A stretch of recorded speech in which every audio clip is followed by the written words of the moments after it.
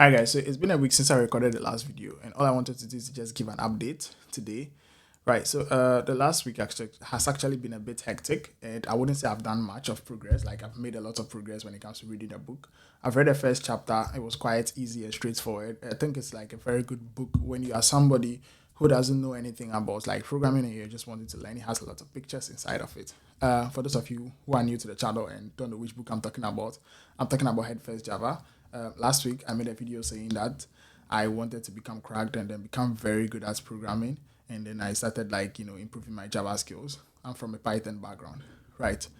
While I was reading the first chapter, well, the first chapter was like mostly about like introduction to the language and how it works, yeah, just like basic stuff like that's showing us like how the basic syntax looks like, and then I was able to like try out some examples. It was like nothing I wasn't already familiar with because like I said, I've already been like using Java for a bit now. Now, whilst I was reading like the first chapter, one major thing that like hit me was this thing that I just realized that's what Java does not actually support truthy checks when it comes to like conditional statements and things like that. What I mean by truthy check is like those kind of languages where you sort of have a variable and you want to check if the variable's value right now is truthy. To Java, I don't think anything is like truthy when it comes to like conditional statements. And what I mean is this. Let me show you on the monitor. So you see how in Python you can have like a name variable and you can assign this to like, let's say Paul, for instance. And you can do something like if name is available or if name is truthy, then you would like to maybe print out a greeting message saying good morning, and maybe you could like make it an F string and then put the name over here like this. So in Python, this variable would be first checked to make sure that the value contained in here is truthy, and if it's truthy, only then would this message be printed. So like if I save this and then run this now, then you see like this, good morning Paul here.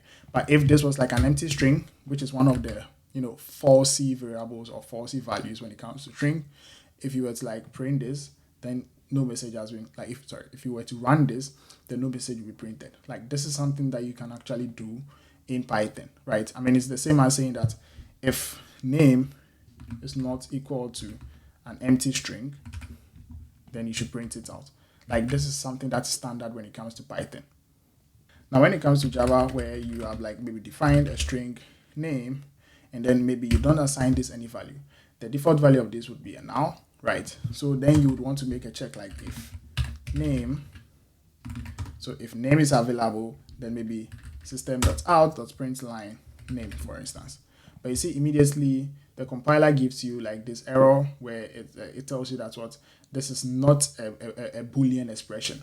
So in Java, when you want to check for a condition, you have to like explicitly give a Boolean expression and not a string. So you have to explicitly say if now is not equal to name, or if name is not equal to now, then you would want to like actually print out the name. Yeah, don't worry about this red squiggly line. It's just saying that the variable has not been initialized. That's probably why.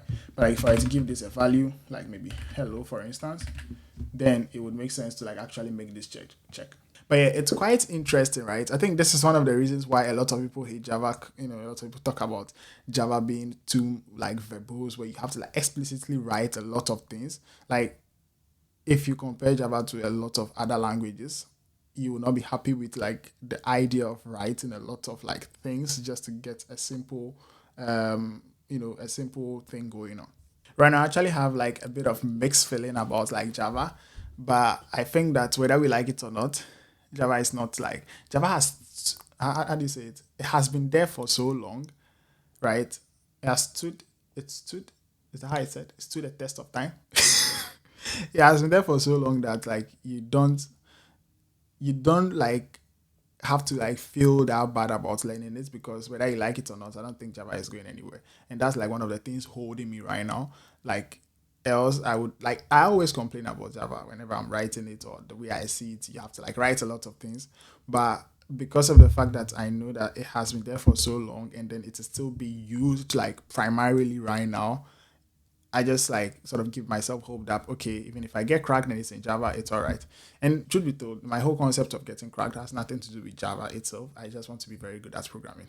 Yeah, but yeah, That's how my previous week has been. I'll try and like, well, it's not like I'll try. I need to be more focused and do more for the coming week because I feel like reading a chapter a week is going to take quite some time. But I want this to be like move on, especially this book. I want to like finish it very fast because most of the things I already know them. I just want to like officially learn it.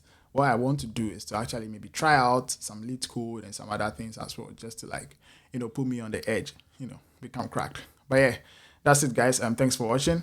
I'll see you guys in this one. Cheers. Bye.